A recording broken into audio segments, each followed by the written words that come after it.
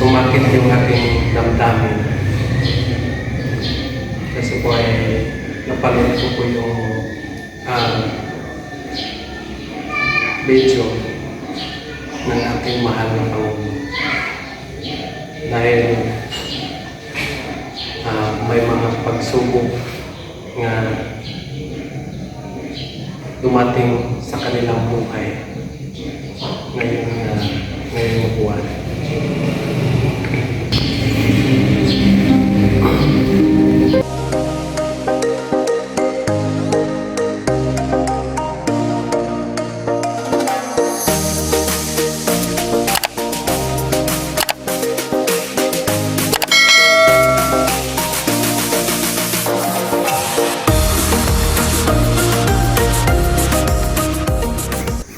Magandang araw sa inyong lahat mga kababayan.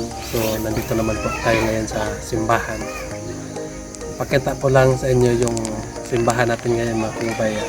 Dahil po ay kahapon natapos na nila paglagay yung tires ng ating simbahan. So samahan nyo na lang ako mga kababayan sa pagpasok dito ng ating simbahan.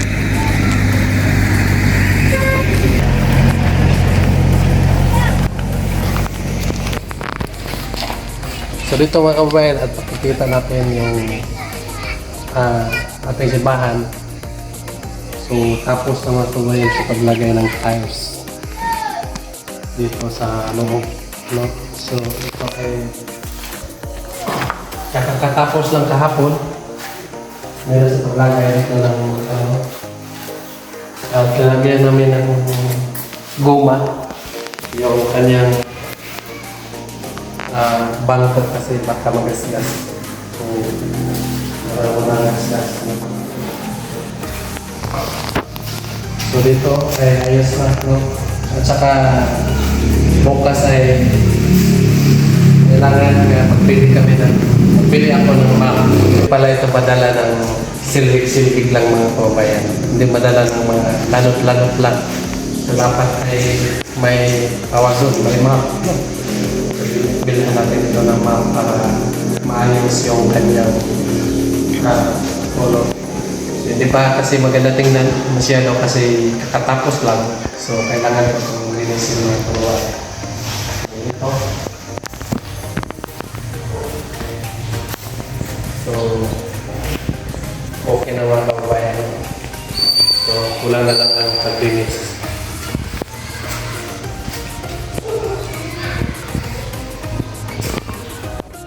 So, nagpapasalamat po ako mga kababayan sa lahat ng sponsor nitong ating simbahan. Kasi po ay kapag wala tayo ay hindi namin ito magagawa. So hindi talaga namin magagawa ito kapag wala tayo mga kababayan. So ngayon ay dito sa loob ay natapos na.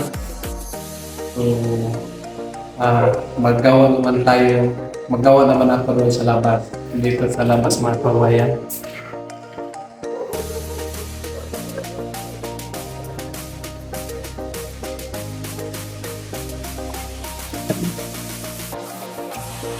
Dito mga kababayan ay magawa ako ng world by 10 dito. Lagyan pa natin dito ng 10 by 12 para hindi mababasa yung ating door. So dito mga kababayan ay lagyan natin ng atit para hindi mabasa yung ating pultahan. Bila mabasa ang ating pultahan, dapat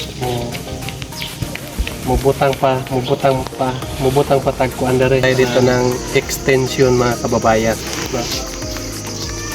Para hindi mabasa yung ating pultahan. Dapat siguro ay roof top lang ang paglagay. Medyo mababa lang konti ang dito ng side. Para pagkatapos nyon, saka natin lagyan ng pintura ang dito sa labas. So, hindi kasi pwede nga lagyan natin ng pintura, hindi pa natapos. Tapusin muna natin dito para pagkatapos ay maglagay na tayo ng pintura sa labas. So dito naman po sa sa tiniran,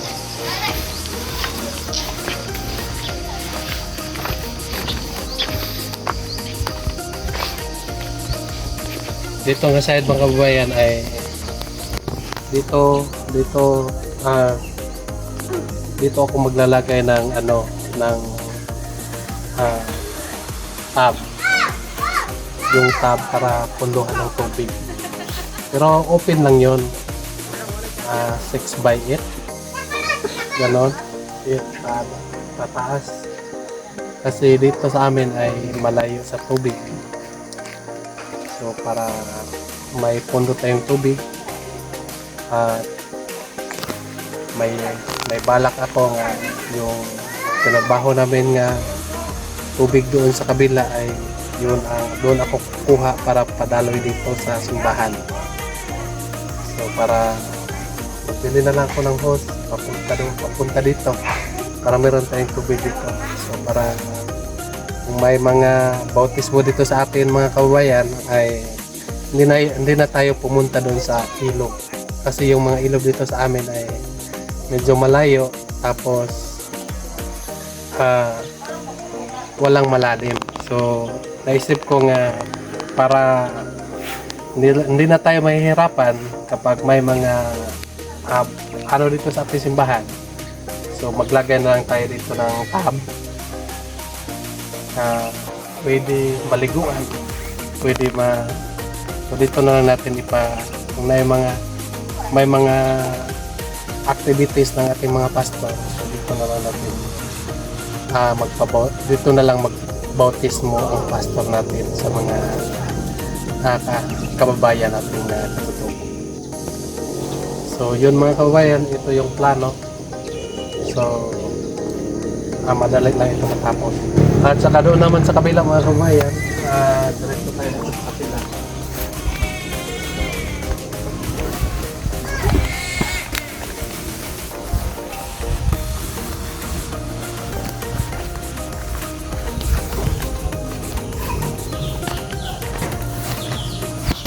Dito naman mga kabayan sa likuran, bandang likuran, ay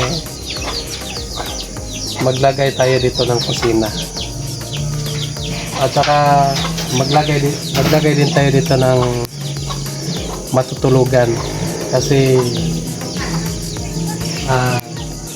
minsan may pastor nga pumunta dito, tapos Bernes pa lang ay nandito na sila, so meron silang matutulugan at may kusina rin dito. Maglagay lang siguro ako ng king ganon, tapos dito yung pwede mahigaan nila ng mga bisita natin, at dito naman ay dito yung kusina natin para every simba natin ay kung may bisita natin dito na lang tayo magluluto para sa kanila. Yun ang plano dito ng ating simbahan, no? At saka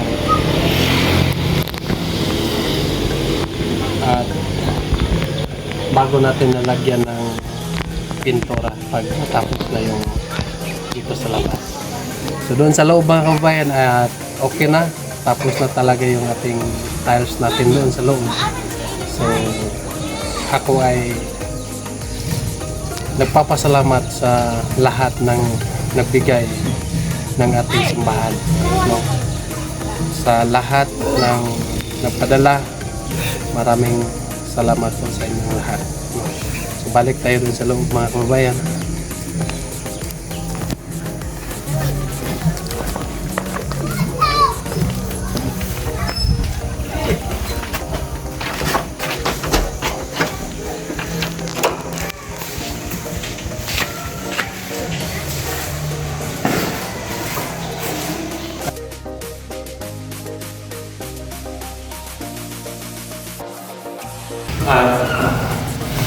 Nagpapasalamat din ako kay Sir Paul mga kababayan, dahil po sa kanya ay nagawa ito lahat. Dahil po sa kanyang pagpunta rito sa amin ay maraming mga katutubong na kanya natutulungan. Lalo na ako mga kababayan. So, isa akong natulungan ng aking mahal na Pangulo. So, natulungan niya ako at saka natapos pa natin itong simbahan. So, doon na lang sa labas ang ating pagtrabaho. So, dito sa loob mga kababayan, so kinatapos na tayo dito sa loob. So, medyo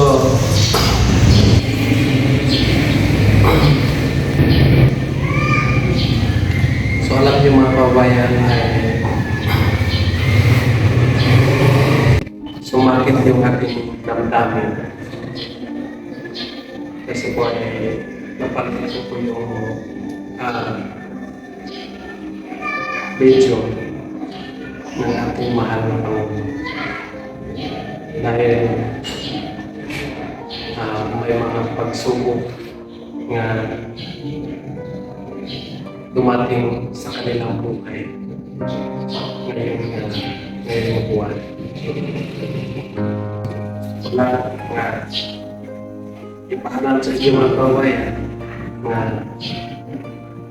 ang ating mahal na Pangulo ay may sakit na naramdaman sa kanyang puso. So, sana po ay tulungan natin siya mga kababayan. Ang ating pagtulong sa kanya ay pagdalasan natin siya na malagpasan ang kanyang mga pagsubok sa buhay. So, yun yung mga kababayan, yung nakaraan ay yung kanyang isa yung namatay, at saka yung ngayon ay yung akin niya mga kababayan. So, sobrang sakit ng kanyang naramdaman ngayon mga kababayan. Hindi natin maiwasan ang mga pagsubok na dumating sa buhay. Lahat tayo may mga pagsubok na dumating. Pero pagdadasal natin mga kababayan, tulungan natin lalo na sa mga kasamahan ko, yung mga pastor, yung mga pastor namin, yung mga liman, nakikiusap ako sa inyo na tulungan natin at ipagdasal natin ang si Sir Paul, yung biyahero na malampasan niya ang pagsubok na dumating sa kanyang buhay. Alam ko kasi nga sobrang sakit ang kanyang nararamdaman ngayon, mga kababayan. So, kahit ang pagtulong natin sa kanya ay pagdadasal lang para sa kanya, para malagpasan niya ang mga pagsubok na dumating sa kanyang buhay, para makabalik siya sa pagtulong na naman sa mga kapatid natin na mga katutubong doon sa ibang lugar. So, sana po mga kababayan, sa aming mga pastor, isama natin siya sa ating pagdadasal na sana po ay hindi yun ang paraan, hindi yun ang dahilan na para makahinto siya sa tulong sa mga kapwa natin nga kapwa ko nga mga katutubong. At sana po ay yun ay hindi babag sa kanyang paglag. So ako nga naghanyo nga iambog yun na to ang atong mahal na Pangulo, Sir Paul, Pangulo ng Philippines. So atong iambog siya na malagpasan ang mga pagsulay na niabot sa kinabuhi mga kaigsunan. So wala din tayo mahimo kung wala ang Ginoo. Wala nga salig lang din nato sa Ginoo tanan. hindi natin malikayan ang kamatayan. Ang kamatayan ay hindi natin maiwasan. Ang kamatayan ay walang pinipili. Kahit sino ka man. Kahit bata. Kahit ano ka matanda. Kahit may pera ka. Kahit di mo lang ang pera. Ang kamatayan ay walang pinipili. So sana po ay mag-ingat tayo palagi mga kababayan. Ingatan natin ang ating mga sarili. Sana po ay lagi tayong magdarasal para po iligtas tayo niya sa kapahabakan. So ako ay nakikiramay ng ating ako ay nakikiramay kay Sir Paul sa kanyang kalungkutan ngayon. Dahil nagdam po kasi mga kababayan, gaano siya. So hindi talaga natin maiwasan mga kababayan ang kamatayan. So tanggapin na lang natin na iniwanan tayo na mahal natin sa buhay. Kasi po ay tayong lahat dito sa mundo ay papunta tayo doon sa kamatayan. Walang tao dito sa mundo na hindi mamamatay. So lahat tayo dito sa mundo ay papunta tayo. Pero sakit lang sa damdamin, sakit sa puso kapag iiwan tayo ng ating mahal sa buhay, lalo na sa mga pamilya natin. Minsan makasakit tayo na parang hindi natin kaya, parang hindi natin kaya itong mga pagsubok. Parang ipagdadasal lang natin mga kababayan. Sama-sama tayo na ipagdadasal natin ang ating ipagdadasal natin ating Pangulo ng PBT na malagpasan niya ng mga pagsubok na dumating sa kanya. Yun lang po, maraming salamat po.